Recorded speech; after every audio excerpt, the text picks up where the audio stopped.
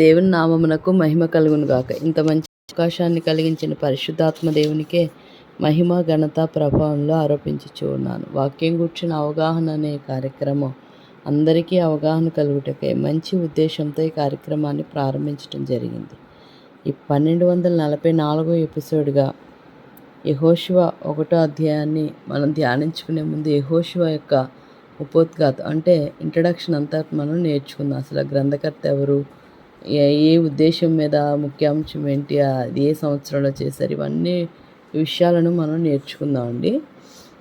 యెహోషువ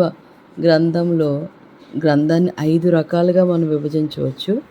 మొదటిది ఏంటంటే కనానులో ప్రవేశించడానికి ప్రవేశం అనమాట. అంటే 1వ అధ్యాయం 1 నుంచి 1వ వచనం నుంచి 5వ అధ్యాయం 15వ వచనం వరకు. అంటే ఇందులో ఏముంటుందంటే దేవునిచే యెహోషువ నియామకం, యొర్దాను దాటడానికి సిద్ధపాటు, యొర్దాను నదిని దాటటం, గిల్గాలు వద్ద సున్నది, పస్కా పండుగ ప్రతిఘటన, ఇవన్నీ కూడా 5 అధ్యాయాలు 15వ వచనం వరకు మనకి తెలియచేయబడతాయి. రెండవది వాగ్దాన దేశాన్ని స్వాధీనపరచుకోవడం. అంటే 6వ అధ్యాయం 1వ వచనం నుంచి 8వ అధ్యాయం 35వ వచనం వరకు కూడా వాగ్దాన దేశాన్ని స్వాధీనపరచుకోవడం గురించి తెలియచేయబడుతుంది. మధ్య కనానులో విజయాలు అంటే 1 యెరికో వద్ద విజయం, ఆకాను పాపం వల్ల హాయి వద్ద అపజయం, హాయి మీద విజయం, షెకెములో ఆరాధన, నిబంధన పునరుద్ధరణ. అందులోనే రెండోది ఏంటంటే దక్షిణ కనానులో విజయాలు. ఇవేంటంటే గిబియానులతో సంధి 9వ అధ్యాయం, అమోరీయులతో కూటమి వినాశనం. ఉత్తర కనానులో విజయాలు, ఆక్రమించిన రాజ్యాలు గురించిన సంగ్రహం, ఆక్రమించకుండా మిగిలిన రాజ్యాలను గురించి. అంత 13వ అధ్యాయం వరకు మనకి ఈ విషయాలన్నీ తెలియచేయబడతాయి అన్నమాట. ఆ తర్వాత మూడవది ఏంటంటే స్వాస్థ్య విభజన. అంటే యొర్దానుకు తూర్పున ఉన్న తెగలు, యొర్దానుకు పశ్చిమాన ఉన్న తెగలు, ప్రత్యేకమైన విభాగాలు, 6 ఆశ్రయపురాలు, లేవీల పురాలు, తూర్పున ఉన్న తెగలు వారు తిరిగి రావడం. వీటన్నిటిని గురించి మనకి యెహోషువలో మనకి అర్థమవుతుంది. అది 13వ అధ్యాయం నుంచి 22వ అధ్యాయం వరకు మనం నేర్చుకోవచ్చు. నాలుగవది ఏంటంటే యెహోషువ ఇచ్చిన వీడ్కోలు సందేశాలు, ఇశ్రాయేల్ పాలకులకు సందేశాలు, ఇశ్రాయేల్ అందరికీ సందేశం, షెకెం దగ్గర నిబంధన, ఇవన్నిటిని గురించి మనం 23 నుంచి 24 అధ్యాయాల వరకు మనం నేర్చుకోవచ్చు. ముగింపులో ఏముంటుందంటే యెహోషువ యొక్క మరణం, భూస్థాపన, యోసేపు ఎముకల భూస్థాపన, ఎలియాజరు మరణం, భూస్థాపన, వీటన్నిటిని 24వ అధ్యాయంలో మనం చూడవచ్చు అన్నమాట. ఇలాగా 24 అంటే మొదటి నుంచి 24 అధ్యాయాలది 5 భాగాలుగా మనం విభజించుకోవచ్చు. అసలు ఈ గ్రంథాన్ని ఎవరు రాశారంటే యెహోషువనే రాశారు.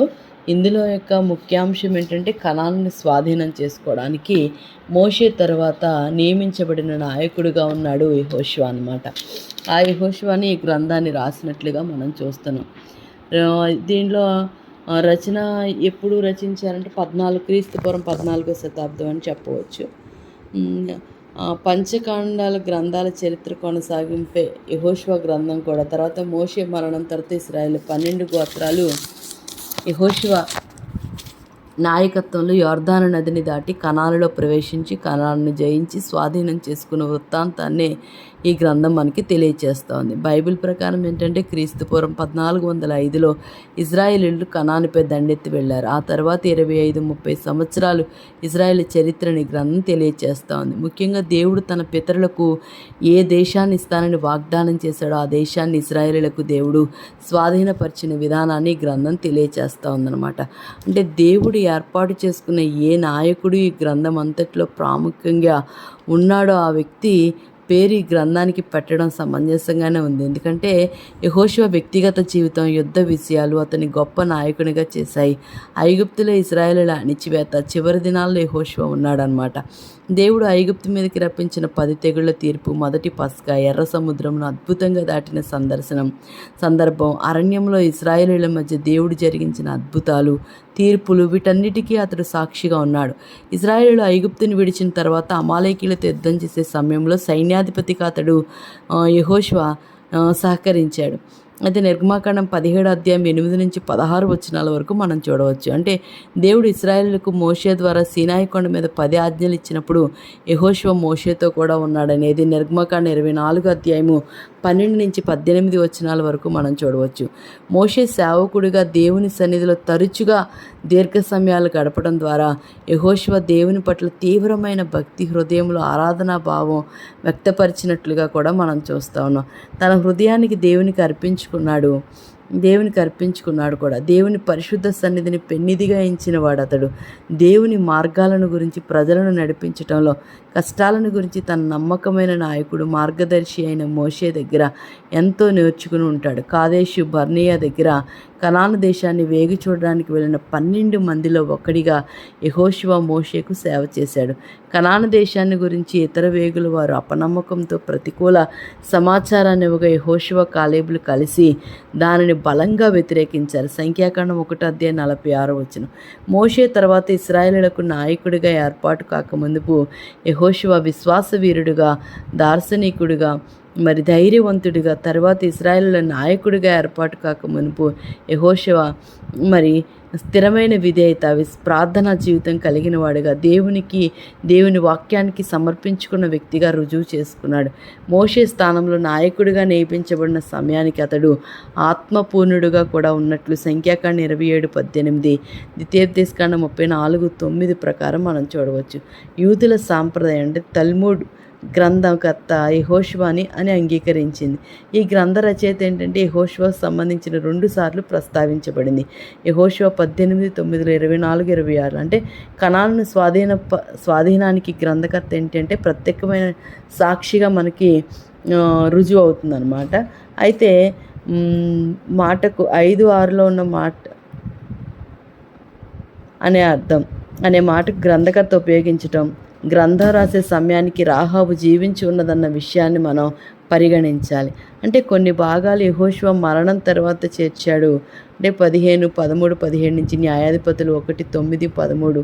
అంటే ఈ సంగతులన్నీ యెహోషువ కంటే ఎక్కువ కాలం జీవించిన కొందరు పెద్దలు రాసి ఉండవచ్చని 24:38. అంటే యెహోషువ 110 సంవత్సరాలు జీవించి సుమారు 1375వ సంవత్సరంలో మృతి చెందాడు. 24, 29లో మనం దాన్ని చూడవచ్చు. అసలు ఈ గ్రంథం యొక్క ఉద్దేశం ఏంటంటే దేవుడు ఇశ్రాయేలీయులకు కనాను దేశాన్ని గురించి చేసిన నిబంధనను, వాగ్దానాలను ఎలా నెరవేర్చాడో ఆ విషయాలన్నింటినీ, ఆయన నాయకత్వాన్ని తెలియచేసే నివేదికలు లాంటివి అనమాట.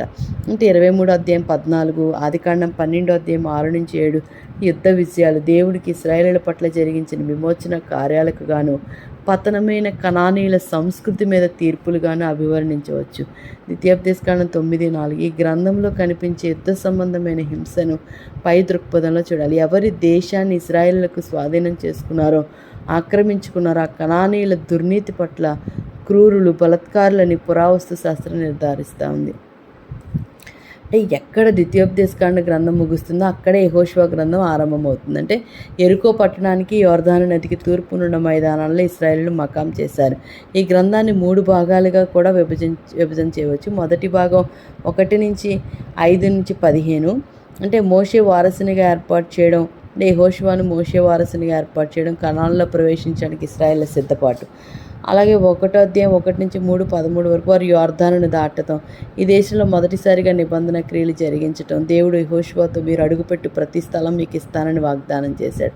రెండో భాగం ఏంటంటే 6:1-13 వరకు. అంటే చుట్టుప్రక్కల ప్రాకారాల్లో, సైన్యంలో ఉన్న పట్టణాలు ఎదురుగా ఇశ్రాయేలులకు విధేయత సాగిపోయిన విధానంగా వివరించబడుతూ ఉంది. దేవుడైన యెహోవా ఇశ్రాయేళ్ల మధ్య కనానులో, దక్షిణ కనానులో అంటే అధ్యాయం 9-10 అధ్యాయాలు, అంటే ఉత్తర కనానులో 11-12 అధ్యాయాలు ఖచ్చితమైన విజయాలు ఇచ్చుగా కొండ ప్రాంతం అంటే నెగెబుపై ఆధిపత్యాన్ని సంపాదించారు. ఇశ్రాయేలు సాధారణ రీతిలో యెరికోకు స్వాధీనం చేసుకోగలడం, వారి నిజమైన నాయకుడు ఎవరో వారికి అవగతమయ్యేలా చేసింది. హాయిలో వారు ఎదుర్కొన్న ఓటమి ఈ గ్రంథం యొక్క యథార్థతను తెలపడంతో పాటు ఇశ్రాయేల్ నుండి దేవుడు కోరుతున్న సంపూర్ణ విధేయతను మాత్రమే మనకు తెలియజేస్తుంది. మూడో భాగం ఏంటి అని అంటే 12 గోత్రాల వారికి యెహోషువ స్వాస్థ్యాలను పంచిపెట్టడం, కాలేబు స్వాస్థ్యం 6 ఆశ్రయపురాలు, లేవీలు 48 పట్టణాలు తదితర విషయాలను వివరిస్తూ ఉంది. యెహోషువ ఇచ్చిన 2 సందేశాలలో కూడా 23:1-24, 24-28 అంటే యెహోషువ ఎలియాజరు మరణ వృత్తాంతంతో ఈ గ్రంథం ముగుస్తున్నట్లుగా మనం చూస్తూ ఉన్నాం. ఇందులో కొన్ని ప్రత్యేకమైన అంశాలు ఉన్నాయి. ఈ గ్రంథం 7 ప్రత్యేక లక్షణాలను కలిగి ఉన్నట్లుగా మనం చూస్తూ ఉన్నాం. ఒకటి ఏంటంటే పాలస్తీనా దేశంలో ఇజ్రాయెల్లో ఒక జాతిగా స్థిరపడిన చరిత్రను తెలిపే పాత నిబంధన చరిత్ర గ్రంథాలు యెహోషువ గ్రంథం మొదటిది. రెండోది ఏంటంటే మోషే చేసిన పనిని పూర్తి చేయడానికి దేవుడు తన చిత్తానుసారంగా ఏర్పాటు చేసుకున్న యెహోషువ జీవిత ప్రత్యేకతను ఈ గ్రంథం తెలుపుతుంది. అంటే వాగ్దాన భూమిలో ఇశ్రాయేలు నిబంధన ప్రజలుగా చేయడం యెహోషువ పని. మూడవది ఏంటంటే ఇశ్రాయేల్ పక్షంగా దేవుడు జరిగించిన అనేకమైన అద్భుత క్రియలు ఈ గ్రంథం తెలియజేస్తుంది. వాటిలో యెరికో పతనం, గిబియోనీయులతో చేసిన యుద్ధ సమయంలో పగటి సమయాన్ని పొడిగించటం అనేవి 2 అద్భుతాలు 10వ అధ్యాయం అంతా. నాలుగోది ఏంటంటే రక్షణ చరిత్ర ఉన్న విస్తృతమైన పరిధిలో పరిశుద్ధ పోరాటం అనే నిర్దిష్టమైన స్పష్టమైన పనికి ఉన్న ప్రాముఖ్యతను గురించి వర్ణించిన పాత నిబంధన గ్రంథాల్లో యెహోషువ గ్రంథం అతి ప్రాముఖ్యమైంది. ఐదోది ఏంటంటే తన నిబంధన జనులతో దేవుని సంబంధానికి చెందిన 3 ముఖ్య సత్యాలను ఈ గ్రంథం తెలియజేస్తుంది. ఏంటంటే ఆయనతో విశ్వాస్యత, ఆయన పరిశుద్ధత, ఆయన రక్షణ. ఆరోది ఏంటంటే దేవుడు తమ పక్షంగా జరిగించిన రక్షణ కార్యాల ప్రాముఖ్యత తగ్గిపోకుండా ఉండేలా ఆ వారసత్వాన్ని ఒక తరం వారు మరొక తరానికి అందించాల్సిన అవసరాన్ని కూడా ఈ గ్రంథం తెలియజేస్తుంది. ఏడోది ఏంటంటే దేవుని ప్రజల హృదయాల్లో ఆయన గురించిన భయం ఉండాలనే భావంతో అనేక హెచ్చరికలను, శిక్షలను ఉదాహరిస్తూ ఆకాను పాపాన్ని, దాని ఫలితాన్ని కూడా ఈ గ్రంథం వివరిస్తూ ఉంది. అంటే 7 ముఖ్యమైన అంశాలతో ఈ గ్రంథాన్ని మనం నేర్చుకోవచ్చు అన్నమాట. 7 గుర్తుపెట్టుకుంటే యెహోషువ గ్రంథం మనకి చాలా బాగా అర్థమవుతుంది. మనం చదువుతున్నప్పుడు ఒక్కొక్క అధ్యాయాన్ని మనం ధ్యానిస్తున్నప్పుడు ఈ 7 అంశాలను దృష్టిలో పెట్టుకుని మనం నేర్చుకుందామండి. తర్వాత అసలు ఈ క్రొత్త నిబంధనలు యెహోషువ గ్రంథానికి నెరవేర్పు ఏంటంటే యెహోషువ అనే పేరు హెబ్రీ భాషలో ఏంటంటే యేషువ అంటే క్రొత్త నిబంధనలు యేసు అనే పేరుకు సరిగ్గా సరిపోతుంది. ఇశ్రాయేలుకు వాగ్దాన భూమిలోకి నడిపించిన యెహోషువ జీవితం అనేకులకు మహిమలోకానికి కుమారులుగా నడిపించిన యేసు పాత్ర కూడా మనకి ముంగుర్తుగా కూడా ఇది ఉన్నట్లుగా మనం చూస్తాం. అదే హెబ్రీ 2:10, 4వ అధ్యాయం 1-13, 2 కొరింథీ 2:14. అంటే కనానులో జయించటంలో దేవుని భయంకరమైన తీర్పు అనే ఖడ్గాన్ని యెహోషువ జ్వలిపించినట్లుగా చరిత్రలో అనేకమైన జనాంగాలను జయించడంలో రెండవ యెహోషువ యేసుగా తన ఖడ్గాన్ని జ్వలిపించినట్లుగా మనం చూస్తాం. అదే ప్రకటన 19:11-16 వచనాలు. కాబట్టి అంటే ఈ గ్రంథము క్రీస్తుకి సాదృశ్యంగా మనకి కనపడతా ఉంది. ఇప్పుడు పరమ కానానులోనికి మనల్ని చేర్చడానికి మరలా తిరిగి మన మధ్యకు రాబోతున్న క్రీస్తును ఒక్కసారి మనం జ్ఞాపకం చేసుకుందాం. నిజమే, క్రొత్త నిబంధనలు యెహోషువ ద్వారా మనం ఏం నేర్చుకోబోతున్నామంటే క్రీస్తును చూడబోతున్న యెహోషువ గ్రంథంలో క్రీస్తు రాకతో మరి ఈ లోకంలో ఏదైతే జరగబోతా ఉందో అనేకమైన విషయాలు, అంటే ఇజ్రాయేలీలు కనానులో చేరేటప్పుడు వాళ్ళు ఎలాంటి యుద్ధాలు, భయంకరమైన పరిస్థితులు, అనేకమైన పరిస్థితులను జయించారో వాటన్నిటినీ జయిస్తూ ఆ పరమ కణాల్లోనికి వారు ప్రవేశించారు. కానీ నమ్మలేని వారు అరణ్యంలోనే రాలిపోయారు. కానీ ఇప్పుడు పరమకాలంలో మనం చేరాలి అని అంటే ఆ పరిశుద్ధుడైన దేవుడు మన కోసం వివాహం చేసుకోవడానికి కన్యకైన సంఘం కోసం ఆయన తిరిగి రాబోతా ఉన్నాడు. ఆయనతో తిరిగి వెళ్ళడానికి, ఆయనతో ఉండడానికి ఈ యొక్క లోకంలో మనం జయించాల్సిన విషయాలు చాలా ఉన్నాయి. అది యుద్ధము, రోగము, వ్యాధి, బలహీనత, నెమ్మది లేని స్థితి ఏదైనప్పటికీ కూడా దాన్ని జయిస్తూ దేవుని రాజ్యంలో అప్పటికి మనం ప్రవేశాన్ని కలిగి ఉందాం. అట్టి కృపను మనం కలిగి ఉందాం. అట్టి జయ జీవితాన్ని కలిగి ఉందాం. నేనును నా ఇంటి వారును యెహోవాని సేవిస్తామని చెప్పిన యెహోషువ మాటల వలె మనము కూడా దృఢంగా ఎలాంటి పరిస్థితులు వచ్చినా దేనికి లొంగిపోక, పడిపోక, జారిపోక, ఎవ్వరిని ఇబ్బంది పెట్టక మనం దేవుని కొరకు ప్రత్యేకంగా బ్రతుకుదాం. అట్టి కృపను పరిశుద్ధాత్మదేవుడు మన అందరి కుటుంబాలకు అనుగ్రహించునుగాక. దేవుడి కొద్ది మాటలు మన వెనుకలు ఆశీర్వదించునుగాక. ఆమేన్. ప్రార్థన చేసుకుందాం అండి. మహోన్నతుడా, సర్వాధికారమైన తండ్రి, ఈ ఉదయకాల సమయంలో యెహోషువ గ్రంథ వృత్తాంత ఉపోద్ఘాతం అంతటిని, ఇంట్రడక్షన్ అంతటిని మాకు తెలియచేశారు. 7 లక్షణాలు కలిగి ఉన్న యెహోషువ గ్రంథాన్ని మేము చదువుతున్నప్పుడు అయా వాటిలో ఉన్న సారాంశాన్ని మేము అర్థం చేసుకోవడానికి సహాయం చేయండి. వాటి వలన ఈ పరమకాణాన్ని మేము ఎలా చేరాలి, క్రొత్త నిబంధనల నెరవేర్పులో మా జీవితం యొక్క గమ్యం ఏంటో మాకు తెలియచేస్తున్నందుకు వందనాలు. వింటున్న అందరినీ మీ చిత్తానికి అప్పగించుకుంటున్నాం. వెనుక ఉన్నవన్నీ మరిచి ముందున్న వాటి కొరకు వేగిరపడుతున్నాయన. నీ రాజ్య సువార్తలో ప్రత్యేకంగా మా తరాలకు నీ మాటలను తెలియచేసే ఒక గ్రంథంగా కనబడుతుంది కనుక మేము కూడా మా తరాలు నీ కొరకు సంపాదించే భాగ్యాన్ని దయచేయమని మా అందరినీ మీ చిత్తానికి అప్పగించుకుంటూ ఈ ఉదయకాలం ఎవరిని క్షమించాలి, ఎవరి గురించి ప్రార్థించాలి, ఎవరి గురించి విజ్ఞాపన చేయాలో తెలియచేయమని మీకే మహిమ ఘనత ప్రభలు ఆరోపిస్తూ యేసు నామంలో అడిగి వేడుకొని ప్రార్థించుచు ఉన్నాను తండ్రి. ఆమేన్. ప్రైజ్ లార్డ్ అమ్మ. అందరికీ వందనాలు. God bless you.